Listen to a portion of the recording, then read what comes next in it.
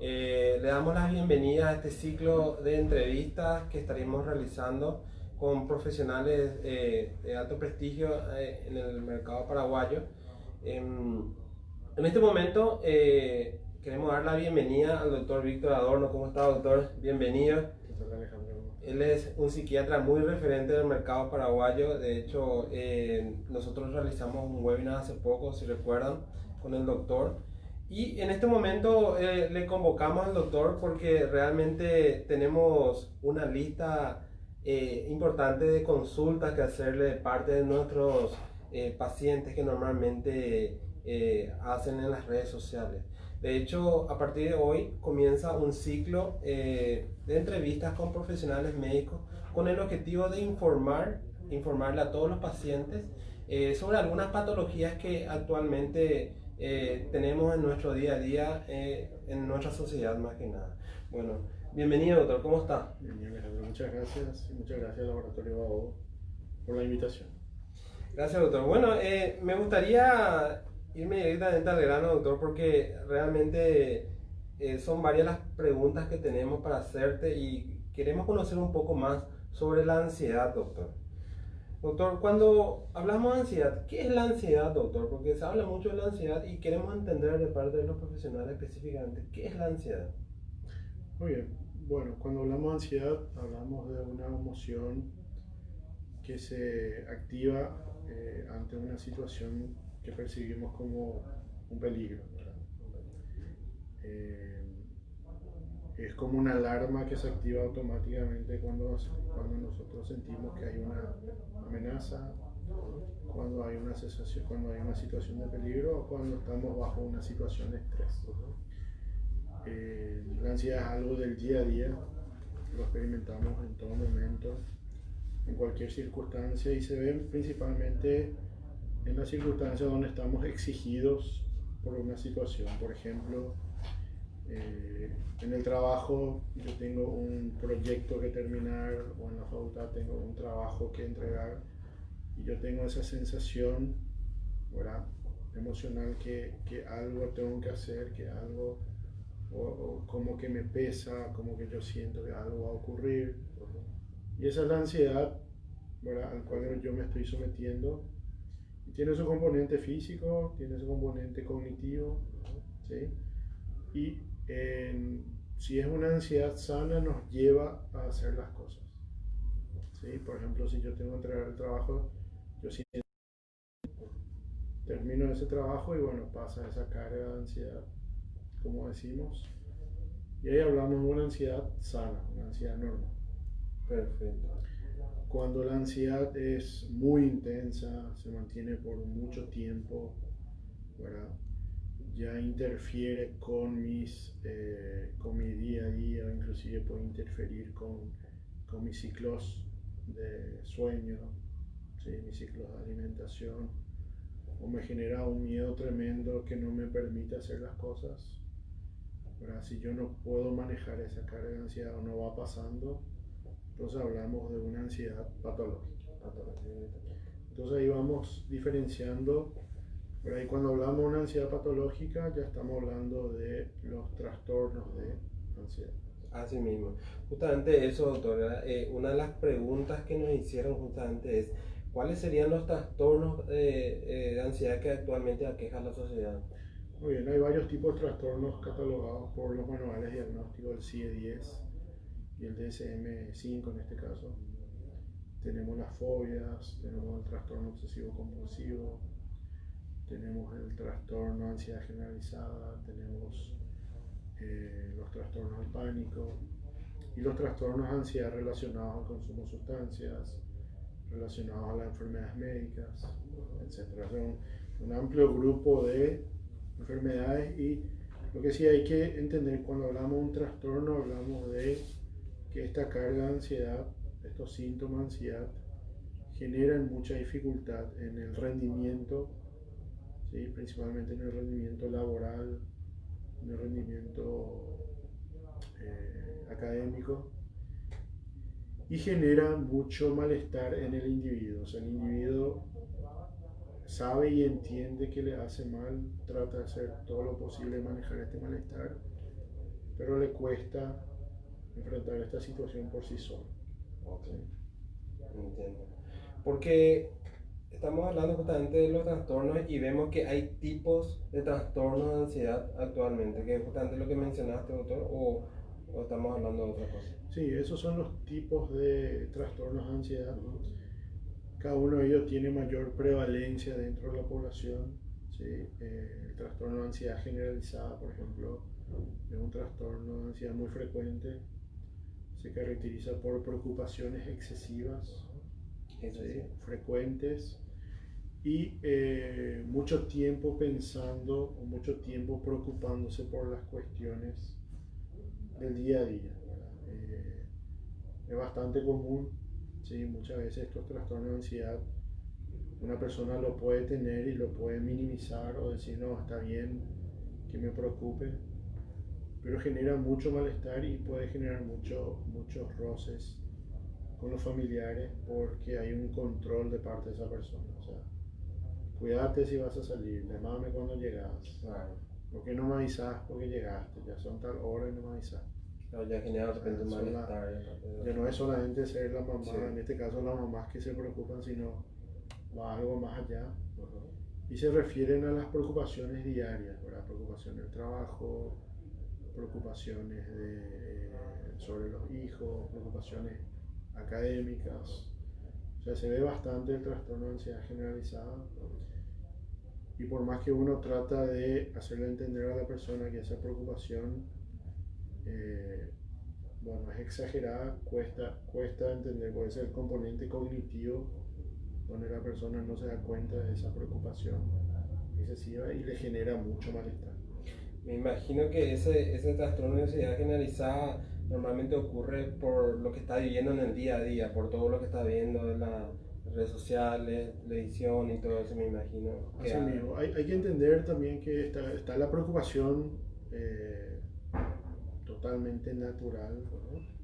Dada por esta circunstancia, por este momento que estamos viviendo, de esta pandemia, esta cuarentena, el miedo, la preocupación por infectarse. ¿Sí? Pero hay que entender también cuando hablamos de miedo, que hay miedo, el miedo normal, uno cuando se enfrenta a un miedo normalmente se va acostumbrando y se extingue ese miedo. ¿Sí? O sea, por ejemplo, me viene un perro, me ladra, y yo puedo sentir una reacción de miedo, Claro. pero a medida que yo veo que el perro no me ladra más, yo me acerco, no me hace nada, ese miedo se va extinguiendo. ¿Qué pasa en una situación como esta? Que el miedo no termina de extinguirse y parece que genera cada vez más miedo, y eso lleva a que la persona pueda paralizarse del miedo. ¿Sí? Entiendo. Doctor, un punto que nos tocaron y justamente por eso era la consulta, ¿verdad? Se habla mucho del trastorno de pánico. El pánico, ¿qué sería el trastorno de pánico, doctor, según el contexto actual, ¿verdad? Okay. Cuando hablamos de pánico hablamos de una reacción intensa, exagerada, de ansiedad, ¿sí? Que va muy de la mano con la percepción de peligro y la sensación de que algo malo va a ocurrir, algo malo va a pasar. ¿Sí? El trastorno pánico, cuando hablamos de pánico, por separado el pánico es una reacción de ansiedad aguda, ¿no? Intensa.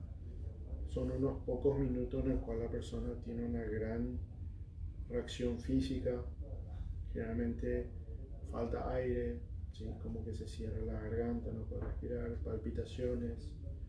Algunas personas refieren como un dolor en el pecho, una sensación que le aprieta el pecho, ¿sí? Va a acompañarse de temblores, va a acompañarse de mareos, la sensación de que malestar estomacal, sudoración fría, Sí. debilidad muscular, y puede acompañarse de una sensación de que algo catastrófico va a suceder. O sea, me voy a morir, me va a pasar algo, o inclusive la sensación de que me voy a volver loco en ese momento. Como afecta mucho el corazón, como las personas a veces sienten que le palpita mucho el corazón, no le genera dolor o le falta aire, se suele interpretar como un infarto, Un infarto muy parecido. un infarto cardíaco. Genera un susto tremendo, muchas veces llegan a las urgencias, ¿verdad? Se le hace todos los estudios, el electrocardiograma, no se encuentra nada. Y por el solo hecho a veces estar en el hospital o estar en un centro, de hacer algunos pequeños controles, eso ayuda a bajar un poco la carga de ansiedad, ¿verdad? Una reacción de miedo, o sea, una reacción de pánico que cualquiera de nosotros puede tener, ¿verdad? O sea, ya he visto casos que ocurren después de un asalto, por ejemplo, de una situación muy grave, o sea, una situación, una noticia muy grave, ¿sí? Puede ocurrir pánico. Y cuando hablamos de trastorno pánico, hablamos que estas crisis de pánico se repiten, ¿sí? El paciente tiene un temor tremendo que se vuelva a repetir, ¿sí? Está constantemente lidiando con ese miedo a que se dé vuelta, y estamos hablando de conductas de evitación. Evita cualquier tipo de circunstancia, cualquier tipo de situación que le puedan generar estos miedos.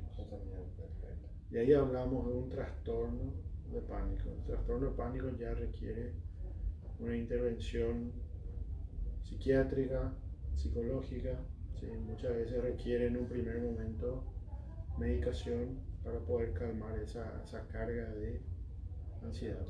Es tremendo sufrir para los que han tenido una crisis de pánico o los que experimentan, han tenido estas crisis de pánico, es tremendo lidiar con eso por las sensaciones que genera. Claro, va relacionado. Una vez que uno tuvo una crisis de pánico, a partir de ella comienza a pensar que en cualquier momento le va a volver a ocurrir. Así mismo, ¿verdad? Queda ese miedo de que pueda ocurrir en cualquier momento. Entonces la persona toma medidas para tratar de evitar todas las cosas que le podían generar. Por ejemplo, si anteriormente le dio una crisis en un colectivo o manejando solo en su auto, trata de evitar salir, trata de evitar los lugares donde hay mucha gente, trata de evitar los lugares donde donde puede sentirse que nadie le va a ayudar si tiene algún tipo de malestar. Perfecto. Entonces, otro punto que se tocó mucho es el tema del trastorno de fobia. ¿Cuál sería la diferencia específica con relación a la fobia? O sea, ¿cuál es la característica de un trastorno de fobia?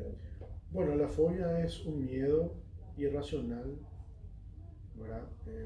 A veces no se extingue con la exposición, ¿sí? Y puede generar una reacción inclusive una reacción de pánico si uno se expone a la situación fóbica. Cualquiera de nosotros puede tener un miedo tremendo a algo. Por ejemplo, miedo a las alturas, miedo a viajar en avión, miedo a los insectos, miedo a la víbora, ¿sí? O inclusive miedo a ciertas situaciones como la exposición de sangre. Las fobias pueden no interferir en el trabajo, pueden no interferir en lo académico, al menos que yo me esté sometido constantemente a la fobia. O sea, por ejemplo, a mí me dan un trabajo y yo toda la vida estuve en el primer piso de un edificio, pero me cambio de trabajo y ahora tengo que trabajar en el piso 20 de un edificio. Mi oficina tiene una ventana hacia afuera, y si yo tengo un miedo a una fobia a las alturas, ahí recién va a impactar sobre mi trabajo. No sé si me hago entender, ¿verdad? Entonces, sí. Muchas veces las fobias uno puede tenerlo toda la vida, hay un miedo a algo, ¿verdad? Y lo más importante es que hay que entender, cuando nosotros nos exponemos a una situación de miedo, el miedo generalmente se extingue. O sea, yo me expongo a una situación que me genera miedo, tengo una reacción de miedo física y corporal, ¿sí? Pero a medida que estoy expuesto a eso es como que va pasando, me voy acostumbrando a ese miedo. Eso es lo normal y debería suceder, pero cuando hay un objeto que me genera fobia, una situación, por relajarme, no termina por disminuir la fobia, y a veces es irracional. O sea, a veces vos te encontrás con personas que le tienen miedo a las cucarachas, ¿verdad? ¿Sí? Señores, 2 metros, ¿verdad? 200 kilos, y tienen miedo a las cucarachas, a los insectos. No se explica, ¿verdad? Por eso a veces digo que es irracional, ¿sí? Es irreductible, y realmente es muy intensa la reacción de miedo. Sí, de hecho, hemos visto casos realmente, ¿verdad? Pero, ¿qué causa los trastornos de ansiedad? ¿Hay algo que lleve a eso, doctor? O sea, un estilo de vida o algo que lleve a que uno tenga un trastorno, o no necesariamente, ¿no? Y ahí es donde nosotros tenemos que evaluar con el paciente, con el individuo. Puede ser algo heredado.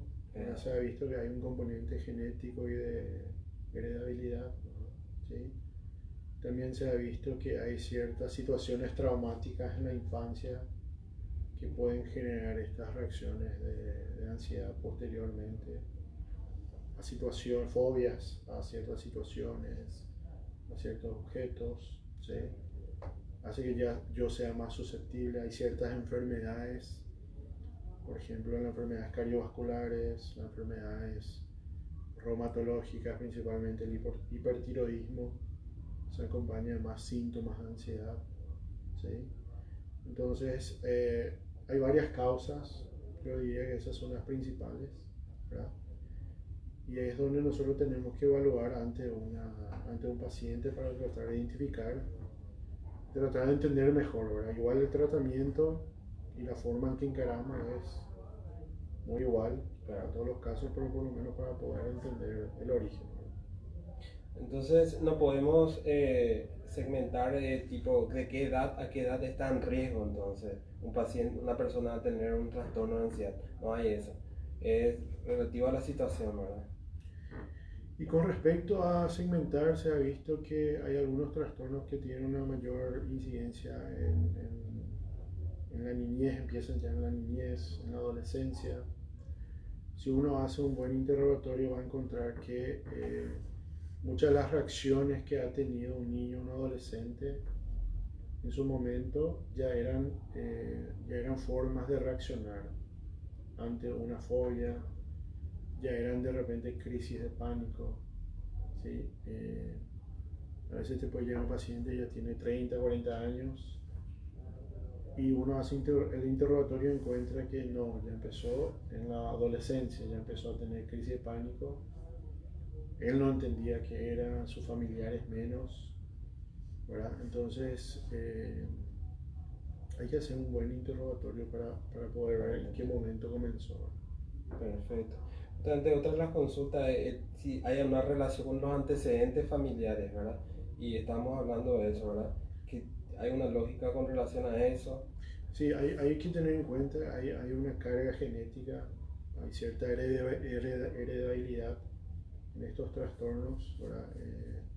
A mí me ha tocado ver de repente familias, un grupo de la familia que ha tenido, que varios de los integrantes de la familia tienen algún tipo de trastorno de ansiedad, ¿no? ¿Sí? Son más frecuentes el trastorno de ansiedad generalizada, pueden llegar a tener trastorno de pánico, etc. O sea, sí hay una cuestión de genética y de heredabilidad. También se habla de que este trastorno de ansiedad de repente puede afectar y ya puede tener un paciente en función a algunos problemas como problemas de tiroides o problemas de arritmia. ¿Tiene mucha relación con eso, doctor? Sí, nosotros vemos una alta incidencia de síntomas de ansiedad en personas con diversos tipos de enfermedades físicas, ¿verdad? Enfermedades clínicas. Un alto porcentaje de los pacientes con algún tipo de enfermedad cardíaca pueden manifestar síntomas de ansiedad. Una alta cantidad, o sea, tiene una gran prevalencia, ¿sí? Y es lo que nosotros llamamos comorbilidad, o sea, la presencia de un trastorno clínico con un trastorno psiquiátrico, un trastorno mental, ¿verdad? las enfermedades endocrinológicas, principalmente el hipertiroidismo, se suele acompañar o a veces inclusive se confunde con los síntomas de ansiedad, ¿sí? Hay otras enfermedades que también se pueden confundir o pueden generar síntomas de ansiedad. Y también hay el consumo de ciertas sustancias. El consumo de ciertas sustancias pueden acompañarse con muchos síntomas de ansiedad, o también la abstinencia o no estar consumiendo, dejar de golpe, principalmente el alcohol o algunas sustancias pueden llevar a que una persona desarrolle aún mayor cantidad de síntomas. ¿Por qué es importante esto? Porque es importante tratar la ansiedad en una enfermedad clínica, porque a veces la ansiedad puede empeorar la enfermedad médica, ¿sí? Hace que tenga un peor pronóstico inclusive, y a veces el paciente puede recurrir a cualquier de su ansiedad. Y una de las cosas que tenemos más a mano de forma fácil es el alcohol. El alcohol, por ahí si el público no sabe, el alcohol es un depresor del sistema nervioso central, tiene un efecto ansiolítico, ¿sí? Tiene un efecto ansiolítico, y por eso muchas personas ven que el alcohol ayuda a calmar la ansiedad. Les ayuda de repente a poder dormir mejor, y ahí empezamos con un ciclo de mal uso de alcohol, y bueno, que eso va empeorando tanto la enfermedad médica como la enfermedad psiquiátrica. Si yo puedo seleccionar cuáles son los síntomas, doctor, cuáles son los síntomas característicos de la ansiedad, doctor. Ahí podemos resumir en algunos puntos. Sí, tenemos los síntomas físicos que, como mencioné anteriormente, se sienten muchas veces como una sensación de palpitación o que el corazón late más fuerte, una presión cardíaca, una presión sobre el pecho, ¿verdad? De repente una falta de aire, o como que el aire no entra bien y aprieta la garganta, ¿verdad? Mucha tensión muscular, el cuerpo no se termina por relajar, principalmente acá a nivel de la espalda, ¿sí? Del cuello, dolores de cabeza muy frecuentes, irritabilidad o enojarse fácilmente o estar muy sensible ante las cuestiones del día a día, malestares estomacales, de repente siento que me apura para ir al baño, para ir de cuerpo, para orinar, sensación de hormigueos, ¿sí? Sensación de que tengo una sudoración fría, mareos, inclusive a veces un zumbido constante en el oído, etc. O sea, a veces son síntomas físicos muy en específicos. Y también lo cognitivo habla un poco de repente el miedo, la sensación de que algo va a ocurrir, de que algo malo va a pasar. Miedo a de repente, o preocupación excesiva, mejor dicho, preocupación excesiva, algo malo va a ocurrir, algo malo va a pasar. Y en casos de una ansiedad extrema, la sensación de desesperación, en un caso un trastorno de pánico, un pánico, sensación de desesperación, sensaciones que me puedo morir o inclusive sensaciones de que me voy a volver loco. Algunas personas pueden experimentar que en esos momentos de extrema ansiedad como que se desconectan de sí mismos, se desconectan del entorno. Esos son los síntomas disociativos, ¿verdad? Que también hay que evaluar en estos casos. Y algo muy importante que son muchos síntomas todos juntos, ¿verdad? Generalmente cuando yo tengo una afección cardíaca, generalmente está muy relacionado al corazón y nos acompaña a todos los otros síntomas. Igual hay que hacer el chequeo médico, un electrocardiograma, una evaluación cardíaca, una evaluación con el cardiólogo, pero cuando viene todo junto y se ha descartado todo con el chequeo médico, chequeo clínico, hay que pensar en un trastorno de ansiedad.